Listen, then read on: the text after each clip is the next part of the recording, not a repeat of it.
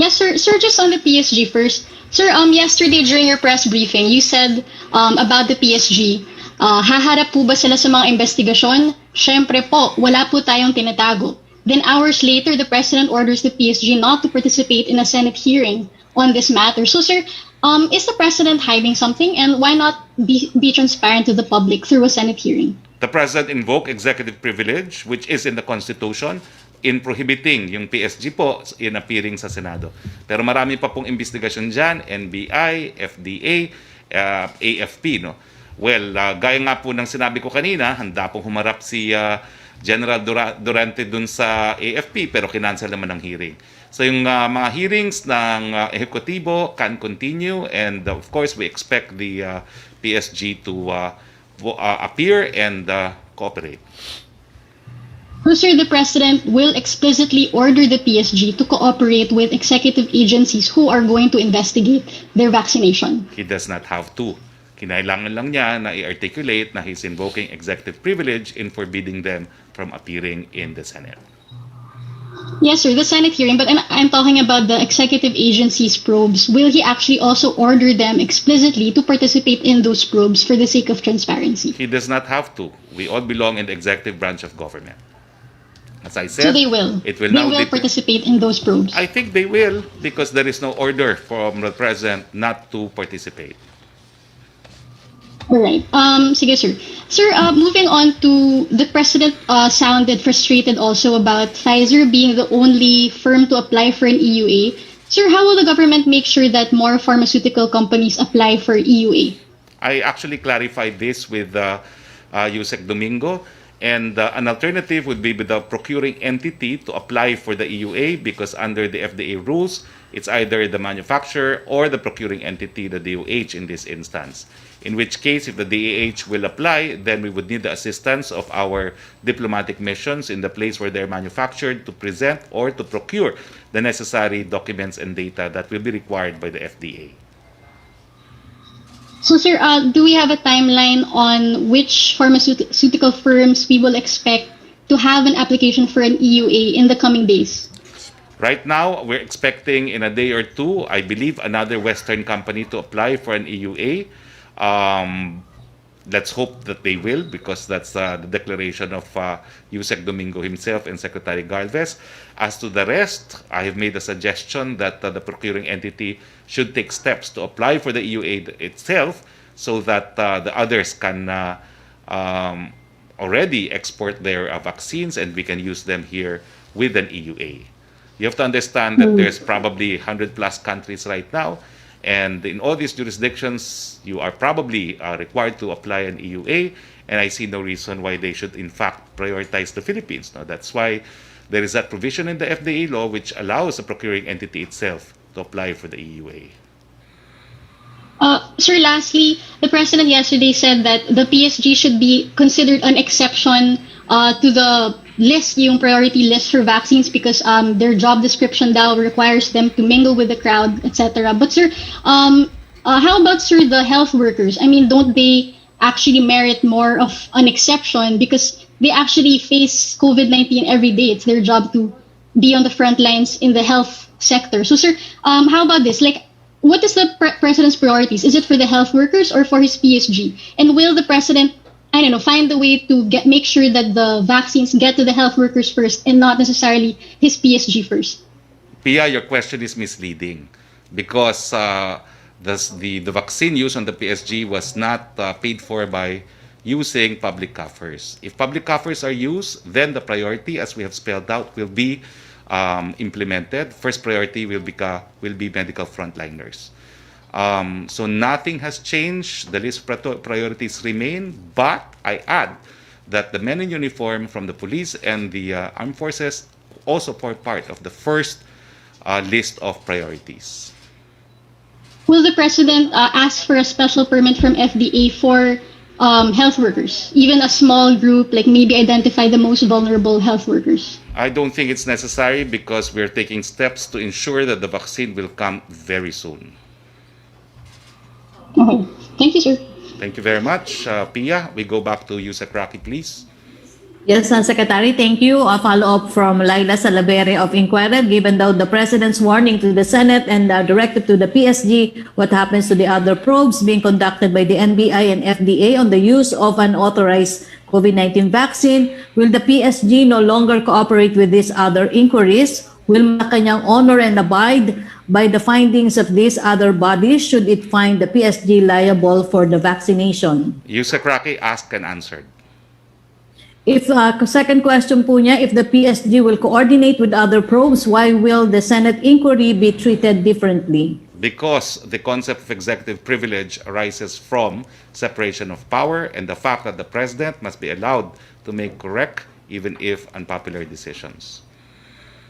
If the palace says the PSG vaccination is justified, why is he still reluctant to disclose the source of the vaccines? Because he simply does not know.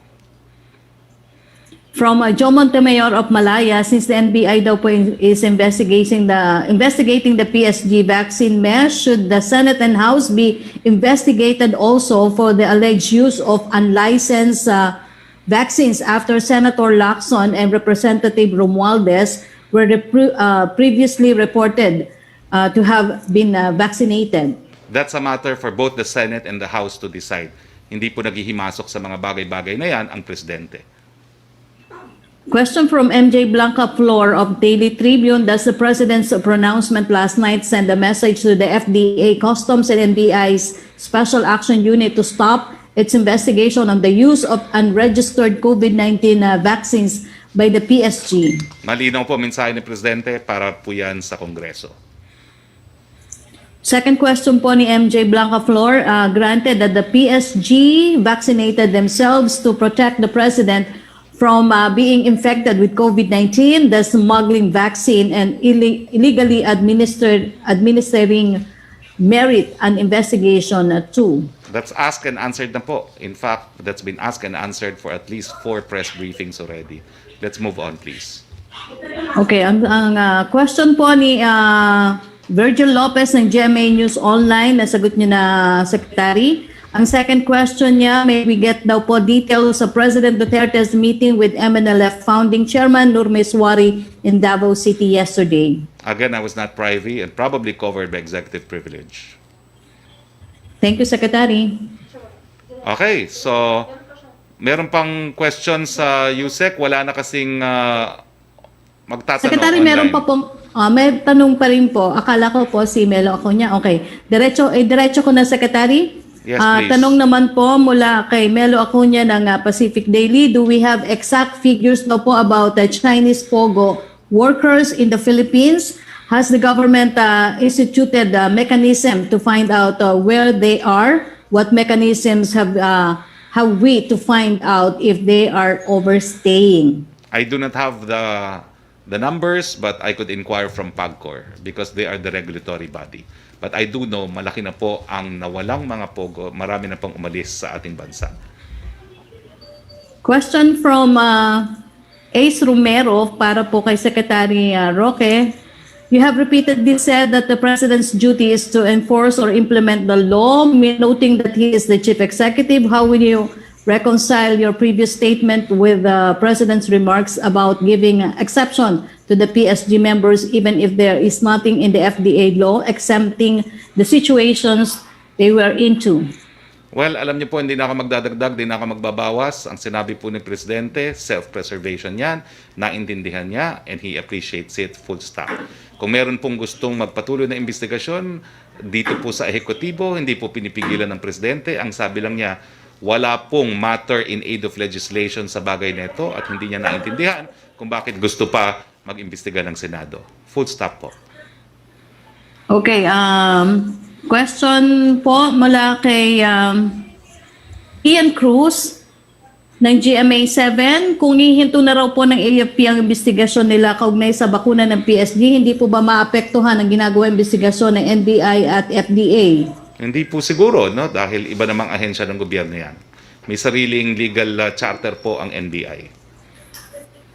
Second question po niya, reaction niya daw po sa pahayag ni Senator Ping Lacson. I quote, it is awful that the Senate hearing wants to focus on investigating the PSG personnel who allowed themselves to be inoculated instead of asking why we have no vaccines yet, unlike many other countries. Let's ask again who dropped the ball, and end quote.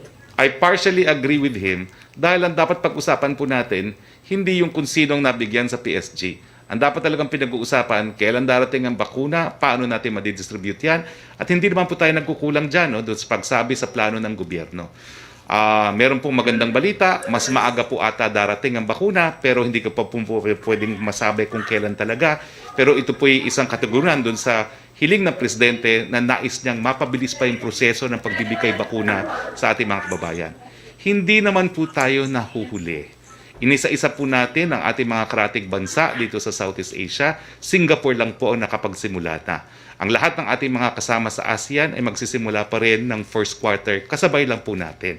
At tanggapin natin na talagang mauuna yung mga bansa gaya ng Estados Unidos, United Kingdom, Canada, dahil sila po nagbayad para ma-develop yung mga bakunang yan.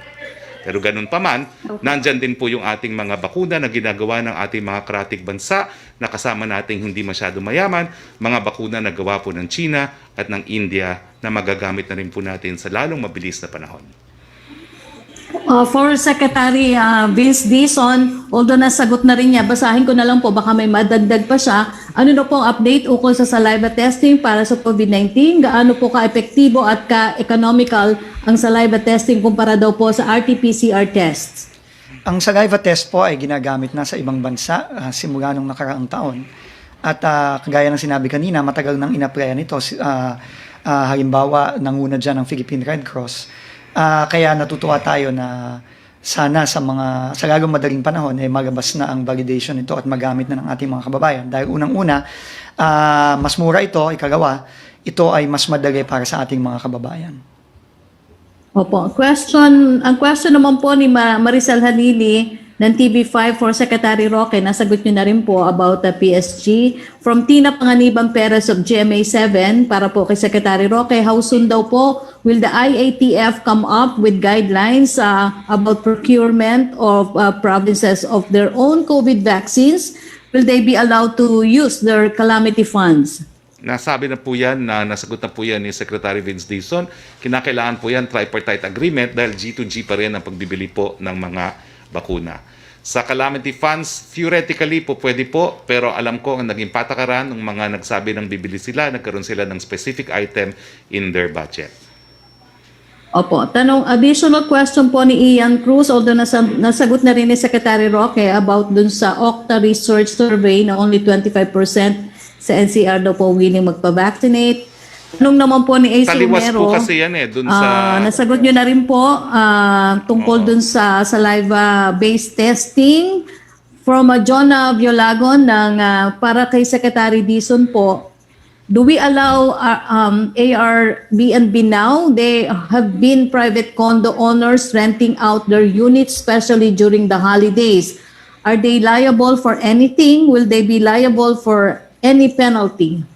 Sa ngayon po, hindi po natin pinapayagan yan. Ang pinapayagan lang po natin ay yung mga accredited ng ating Bureau of Quarantine at ng National Task Force. Well, I can state po na halos wala na pong Airbnb na natira kasi lahat po ng alam kong mga condominium corporation ay pinagbawal na rin po ang Airbnb, no? Sang-ayon na rin sa pag-uutos ng ating DOT, no? So ang ginawa po nila, nagkaroon po ng mga resolutions na nagsasabi na kinakailangan minimum 6 months po ang pag-upa, meaning yung mga daily or yung mga weekly na umuupa, pinagbabawal na rin po. So that's actually a moot and academic question dahil halos decimated na po yung Airbnb business. Opo, tanong naman ni Ace Romero para kay Secretary Roque, who is the Western company that will file for EUA at kailan daw po? Ang sabi po kahapon 2 to 3 days, antayin na lang po natin. Question naman po mula kay Laila Salaveria, kung pwede pa po, how will the deferment of the PhilHealth contribution hike be implemented if this is not provided for in the UHC, Universal Healthcare? Alam nyo, as primary author of that law, mali po yan. Hindi po ibig sabihin, palibasa nakasulat sa batas na mayroong pagtaas, malalabag ang batas kung hindi magkakaroon ng pagtaas. Ang buong konsepto po ng Universal Healthcare, kung hindi sapat ang premiums, tutustusan po ng gobyerno. Otherwise, it will be called medical insurance. Yun po ang pagkakaiba. Okay, thank you, Secretary. Yung po mga questions na nakuha natin ngayong araw. Well, since wala na po tayo mga katanungan, nagpapasalamat po tayo sa ating mga kasama sa Malacanang Press Corps. Maraming salamat, Yusek Roque. At syempre, maraming salamat po kay Secretary Vince Dizon. It is an honor to be co-chairman of the Vince Dizon Fans Club. At maraming salamat po sa ating mga kababayan sa inyong patuloy na pagtangkilik sa ating press briefing. Sa ngalan po ng inyong Presidente, Rodrigo Roa Duterte, ito po inyong spokesman Roque nagsasabi, Pilipinas, parating na ang bakuna, abutin sana natin ang bakuna, samantala ngayon, kinakailangan, mask, hugas, iwas. Happy Three Kings sa inyong lahat, magandang hapon po sa inyong lahat.